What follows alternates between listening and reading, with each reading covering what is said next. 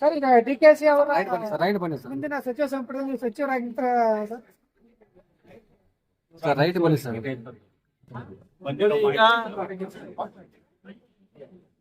3 ವರ್ಷ ನನಗೆ ಅವಕಾಶ ಆಗಿತ್ತು. ನಾನು ಬಹಳ ಜವಾಬ್ದಾರಿಯುತವಾಗಿ ನನ್ನ ಇಲಾಖೆ ಜವಾಬ್ದಾರಿಯನ್ನ ನಾನು ನಿಭಾಯಿಸಿದ್ದೀನಿ. ಮುಂದುವರಿಬೇಕಾ ಬೇಡ ಅಂತಕ್ಕಂಥದ್ದು ಪಕ್ಷದ ತೀರ್ಮಾನ. ಪಕ್ಷದ ವರಿಷ್ಠರು ಅವಕಾಶ ಕೊಟ್ರೆ ಮುಂದುವರಿತೀನಿ, ಇಲ್ಲ ಬೇರೆಯವ್ರಿಗೆ ಅವಕಾಶ ಕೊಟ್ರೆ ಬಹಳ ಸಂತೋಷದಿಂದ ನನಗೆ ಅವಕಾಶ ಕೊಟ್ಟಿದ್ದಕ್ಕಾಗಿ ಅವರಿಗೆ ಧನ್ಯವಾದ ಹೇಳ್ತೇನೆ. ಅದರಿಂದ ಹಿಂದೇನು ನಾನು ಮಂತ್ರಿ ಆಗ್ಲೇಬೇಕು ಅಂತಕ್ಕಂಥ ಬಯಕೆ ಇರ್ಲಿಲ್ಲ. ಒಂದು ಪ್ರಯತ್ನ ಆಯ್ತು, ಅದಕ್ಕೆ ವರಿಷ್ಠರು ನನಗೆ ಅವಕಾಶ ಮಾಡಿಕೊಟ್ಟಿದ್ರು. ನನಗೆ 3 ವರ್ಷದಲ್ಲಿ ಬಹಳಷ್ಟು ಕೆಲಸ ಮಾಡಿರ್ತಕ್ಕಂಥ ತೃಪ್ತಿ ಇದೆ. ಇನ್ನ ಬಹಳಷ್ಟು ಕೆಲಸಗಳು ಆಗ್ಬೇಕಾಯ್ತು. ನೋಡೋಣ ಮುಂದೆ ಏನಾಗುತ್ತೆ ಅಂತಕ್ಕಂಥದ್ದು ಹೇಳಿ. ಸರ್ ಚಿಕ್ಕಬಳ್ಳಾಪುರ ಜಿಲ್ಲೆಯಿಂದ ಒಂದ್ ಕಡೆ ಸುಬ್ಬಾರೆಡ್ಡಿ ಅವರ ಒಂದ್ ಕಡೆ ಪ್ರದೀಪ್ ಈಶ್ವರ್ ಅವರು ಮತ್ತೊಂದ್ ಕಡೆ ನೀವಿದ್ದೀರಿ. ಮೂವರಿಗೆ ಕೊಡ್ತಾರೆ, ಮೂಲ ಯಾರೊಬ್ರಿಗೆ ಕೊಡ್ತಾರೆ ಸರ್?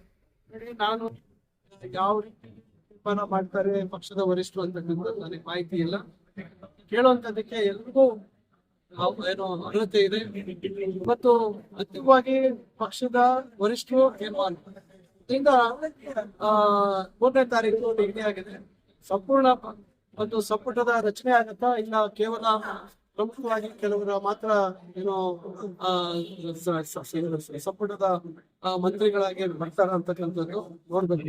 ಅಂತಿಮವಾಗಿ ಪಕ್ಷ ಏನ್ ತೀರ್ಮಾನ ಮಾಡುತ್ತೆ ಅದಕ್ಕೆ ನಾವು 4 ಜನ DC ಅಮ್ಮನ್ ಮಾಡ್ತಾರಂತ ನಿಜನಾ ಸರ್? ನೋಡಿ ಯಾವ್ದು ನಮಗ್ ಮಾಹಿತಿ ಇಲ್ಲ. ನಿಮ್ಮ ಮಾಧ್ಯಮಗಳಲ್ಲಿ ಬರ್ತಕ್ಕಂಥ ಸುದ್ದಿ ಬಿಟ್ರೆ ನಮ್ಗೆ ಯಾವ್ದು ಮಾಹಿತಿ ಇಲ್ಲ. ಪಕ್ಷ ಏನ್ ಬೇಕಾದ್ರೂ ತೀರ್ಮಾನ ಮಾಡೋದು, ಪಕ್ಷ ಮಾಡ್ಬೋದು, ಮಾಡದೇನೋ ಇರ್ಬೋದು. ಅಂತಿಮವಾಗಿ 3ನೇ ತಾರೀಕು ಸ್ಪಷ್ಟತೆ ಸಿಗುತ್ತೆ. ನಾವು ದೆಹಲಿಗೆ ಹೋಗ್ತೀವಿ, ನಾನು ಹೋಗ್ತಾ ಇದ್ದೀನಿ. ನಮ್ಮ ಎಲ್ಲರ ಒತ್ತಡ ಇದೆ, ನಾವು ಪ್ರಯತ್ನ ಮಾಡ್ಬೇಕು. ನಾವು ಪ್ರಯತ್ನ ಮಾಡೋಣ. ಅಂತಿಮವಾಗಿ ವರಿಷ್ಠ ತೀರ್ಮಾನ ಕಂಟಿನ್ಯೂ ಸ್ಥಾನ ಬೇಕು ಅಂತ ಬೇರೆ ಯಾರಿಗಾದ್ರೂ ಕೊಡಿ ಅಂತ ನಮ್ಮ ಸ್ನೇಹಿತರಿಗೆ. ಈಗ ನೋಡಿ, ಈಗ ನಮ್ಮ ಜಿಲ್ಲೆಗೆ ಒಂದು ಪ್ರಾತಿನಿಧ್ಯ ಕೊಡಿ ಅಂತ ನಾವು ಕೇಳ್ತೀವಿ.